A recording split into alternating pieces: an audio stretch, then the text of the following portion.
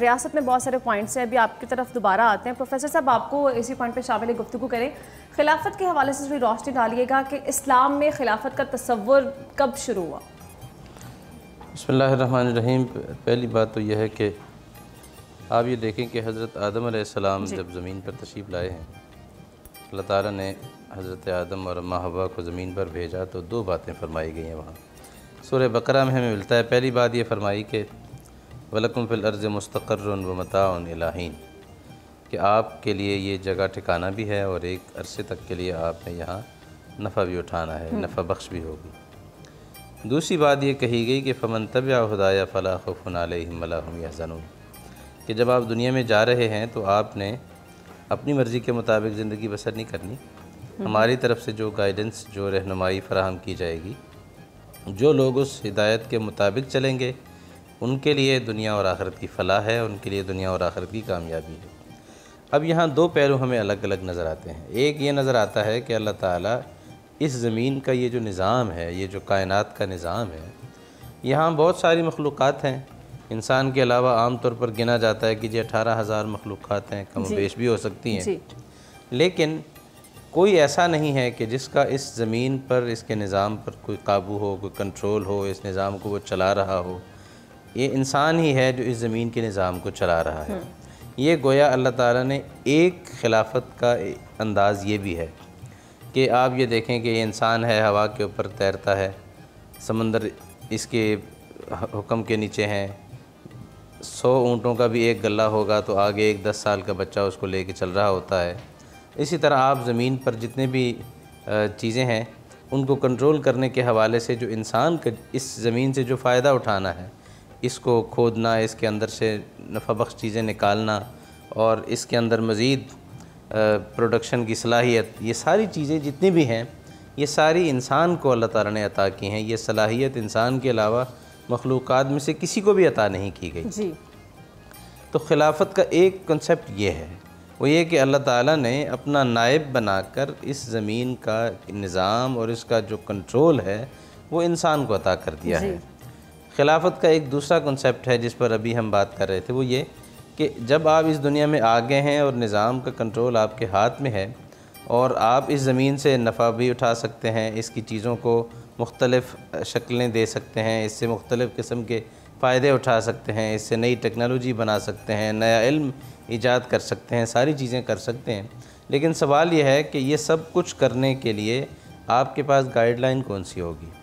तो क्या इंसान ने अपने जहन, अपनी सोच, अपनी फ़िक्र या अपना जो उसका एक्सपीरियंस है सिर्फ़ उसको बुरूए कार लाना है, या जो आसमानी हिदायत है, परवरदिगार ने उसको जो गाइडेंस फ़राहम की है, जो आसमानी जो अंबिया के ज़रिए से, जो फ़रिश्तों के ज़रिए से जो हिदायत उसको मिली है, उसके ऊपर अमल करते हुए इस ज़मीन के निज़ाम को चलाना है?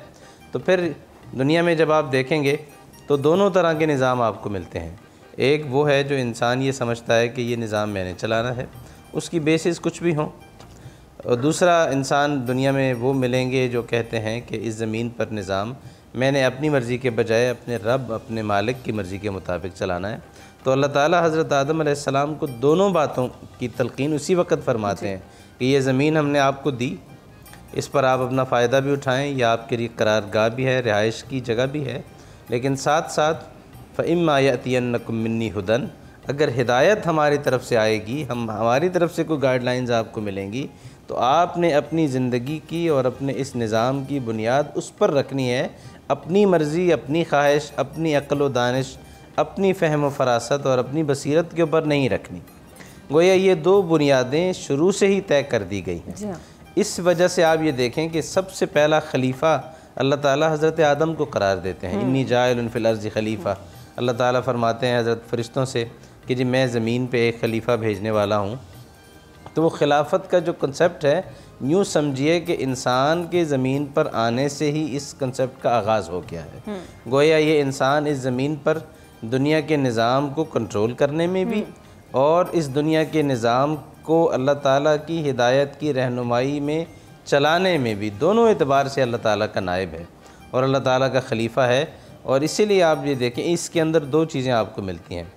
एक तो ये मिलता है कि इससे ये पता चला कि इंसान ने सिर्फ़ आखिरत को पेश नज़र रख के ज़िंदगी बसर नहीं करनी, पहली बात हमें ये बताती है जी। दूसरी बात ये बताती है कि सिर्फ दुनिया को पेश नज़र रख के भी ज़िंदगी बसर नहीं करनी। दुनिया आखिरत दोनों आपके अंदर इतनी हिम्मत, इतनी सलाहियत हो कि आप जब ज़िंदगी बसर कर रहे हैं तो दोनों जहान आपके सामने हो, तभी इंसान की नज़र में वो वसअत पैदा हो सकती है जो पूरी कायनात को अपने अंदर लेती है, वरना एक इंसान तंग नज़र इसमें खलीफा क्या किरदार अदा कर सकता है? वैसे साहब, रियासत के हवाले से हम ब्रेक पे जाने से पहले गुफ्तगू कर रहे थे और आपने बताया कि जो भी खलीफा होगा वो अल्लाह ताला का नायब की हैसियत उसे हासिल है।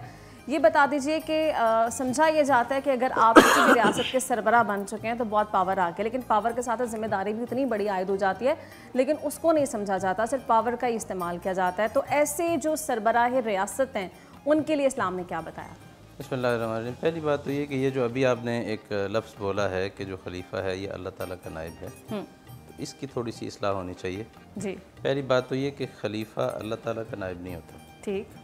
हज़रत अबू बकर सिद्दीक़ रज़ी अल्लाह तआला अन्हु खलीफा बने तो किसी ने उनको मुखातब करते हुए ये कह दिया कि या खलीफत अल्लाह, अच्छा। है अल्लाह की खलीफा। अच्छा। तो उन्होंने खुद ही फरमाया कि लस्तु बिखलीफत अल्लाह, ठीक, मैं अल्लाह का नायब नहीं हूँ, मैं अल्लाह के पैगम्बर सल्लल्लाहु अलैहि वसल्लम। तो इसीलिए हज़रत अबू बकर सिद्दीक़ रज़ी अल्लाह तआला अन्हु का जो लक़ब था अपने ज़माने खिलाफत में वो था खलीफा रसूल। सही। लेकिन जब हज़रत उमर रज़ी अल्लाह तआला अन्हु का दौर आता है तो फिर अब मसला ये बना कि उनको किस तरह मुखातब किया जाए कि क्या कहा जाए। तो फिर लोगों ने ये कहना शुरू कर दिया कि खलीफत खलीफत नबी सल्लल्लाहु अलैहि वसल्लम या खलीफत खलीफत रसूल, यानी खलीफा रसूल के नायब, ठीक, यानी हज़रत अबू बकर के खलीफा, उनके बाद आने वाले। अब ये इससे आगे जाता तो फिर वो 3 लफ्ज़ लग जाते, खलीफत खलीफत रसूल, तो वो बात बढ़ती जाती। तो फिर किसी ने एक दिन हज़रत उमर रज़ी अल्लाह तआला अन्हु को ये लफ्ज़ बोला कि या अमीरुल मोमिनीन, ए अमीरुल मोमिनीन। तो हज़रत उमर ज़रा थोड़े से ना एकदम वो हुए और चौकन्ने हो गए और फरमाया दोबारा कहो। तो उन्होंने वो लफ्ज़ दोबारा बोला तो फरमाया मैं मोमिन हूँ, आप हमारे अमीर हैं, तो बस अमीरुल मोमिनीन जी। तो हज़रत उमर ने फरमाया बस ये लक़ब मेरे लिए ठीक है, आइंदा के लिए यही लफ्ज़ इस्तेमाल किया जाए। और उनके बाद ये रिवायत पड़ गई कि हज़रत उमर रज़ी अल्लाह तआला अन्हु के ज़माने से लेकर बाद में जितने भी खुलफा आते रहे उनको अमीरुल मोमिनीन का लक़ब ही दिया जाता रहा है। तो पहली बात तो ये वाज़ेह होनी चाहिए कि ये जो खलीफा है ये अल्लाह का नायब नहीं होता, ये हुज़ूर सल्लल्लाहु अलैहि वसल्लम का नायब होता है। और ये बात तमाम जो हमारे हिस्टोरियंस हैं, हमारे जो अकायद के माहिरीन हैं, थियोलॉजिस्ट जितने भी हैं माहिरीन हैं, उन्होंने ये बात लिखी है कि नियाबतन अन नबी सल्लल्लाहु अलैहि वसल्लम, हुज़ूर सल्लल्लाहु अलैहि वसल्लम के नायब होने की हैसियत से तमाम खुलफा काम करते हैं।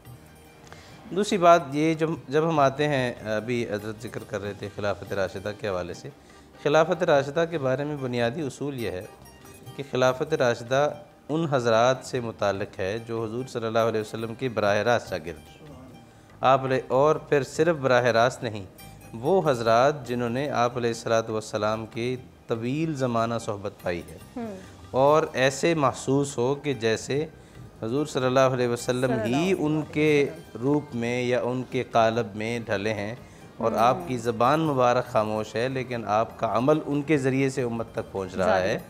ये एक बहुत बड़ा फ़र्क है खुलफ़ा में। इसीलिए आप एक और बात देखें कि खुलफ़ा के बारे में ये कहा जाता है, हुज़ूर सल्लल्लाहु अलैहि वसल्लम ने ख़ुद फरमाया, एक बड़ी मशहूर हदीस है कि अलैकुम बिसुन्नती व सुन्नतुल खुलफ़ाए राशिदीन, कि तुम मेरी सुन्नत की भी पैरवी करो और खुलफ़ाए राशिदीन की सुन्नत की भी पैरवी करो। अब ये खुलफ़ाए राशिदीन की सुन्नत की पैरवी का मतलब ये है कि वो सिर्फ़ हमारे लिए काबिल एहतराम नहीं है, वो सिर्फ़ हमारे लिए अक़ीदत का मरकज़ नहीं है, वो हमारे लिए काबिल इत्तिबा भी हैं। बाद में आने वाली जितनी भी उम्मत है उनका हर अमल भी, जिस तरह पैगम्बर अलैहिस्सलातु वस्सलाम का हर अमल बतौर दलील और हुज्जत के आप कोट करते हैं कि हुज़ूर सल्लल्लाहु अलैहि वसल्लम ने ये फ़रमाया या आप अलैहिस्सलातु वस्सलाम ने ये करके दिखाया, आप बाद में आने वाले खुलफ़ाए राशिदीन का अमल भी बाकायदा कोट किया जाता है और कानूनी हैसियत है उसकी उम्मत की नज़र में और बाकायदा तौर पर वो रजिस्टर्ड अमल होता है। इसी वजह से हुज़ूर सल्लल्लाहु अलैहि वसल्लम उनका ज़िक्र करते हैं कि इनकी सुन्नत की भी पैरवी करो। तो ये एक अलग हैसियत है उन हज़रात की इस एतबार से। इसमें एक फ़र्क ये है कि हज़रत उमर रज़ी अल्लाह तआला अन्हु से किसी ने सवाल किया कि आप बादशाह हैं या खलीफा हैं, तो उन्होंने फरमाया कि तुम्हें मालूम है दोनों में फ़र्क क्या होता है। बादशाह वो होता है जो अपनी मर्ज़ी से हुकूमत करता है, और ख़लीफ़ा वो होता है जो कुरान और सुन्नत की रोशनी में हुकूमत करता है। हज़रत अबू बकर सिद्दीक़ रज़ी अल्लाह तआला अन्हु खलीफा बनते हैं और मनसब खिलाफत पर बैठने के बाद पहला जो खुतबा देते हैं उसमें उनके दो जुमले इतने अहम हैं कि वो उस पूरे खिलाफत के निज़ाम की जो एक बुनियाद है वो उसे वाज़े करते हैं। फरमाया कि इनिस्तक़म तो फ़आइनूनी व इन अवजज तो फ़क़व्विमूनी, कि अगर मैं सीधा रहूं तो मेरी सपोर्ट करो जी, मेरी मदद करो, और अगर मैं टेढ़ा हो जाऊं, हालांकि हज़रत अबू बकर हैं, कहने वाले कौन हैं ये भी सोचने वाली बात है, कहते फिर मुझे सीधा करो, फ़क़व्विमूनी। इससे उलमा ने एक बात निकाली है कि गोया वो जो खुलफ़ाए राशिदीन हैं वो एक तो खलीफा ख़ुद कानून का पाबंद होता है, वो ख़ुद फरमा रहे हैं, सही। दूसरी बात, अगर उनसे कोई ऐसा काम हो जाए जो कानून के ख़िलाफ़ हो और कानून कुरान और सुन्नत है, तो फिर वो अपने आप को एहतिसाब के लिए, वो अपने आप को जवाबदेही के लिए, वो अपने आप को लोगों के सामने पेश करता है इस मकसद के लिए कि मैं लोगों के सामने बाकायदा जवाबदेह हूँ जी। और इसकी मिसालें आपको हज़रत अबू बकर रज़ी अल्लाह तआला अन्हु की खिलाफत में, हज़रत उमर की खिलाफत में, हज़रत उस्मान की खिलाफत में, हज़रत अली अल मुर्तज़ा रज़ी अल्लाह तआला अन्हु की खिलाफत में सारी मिसालें मिलती हैं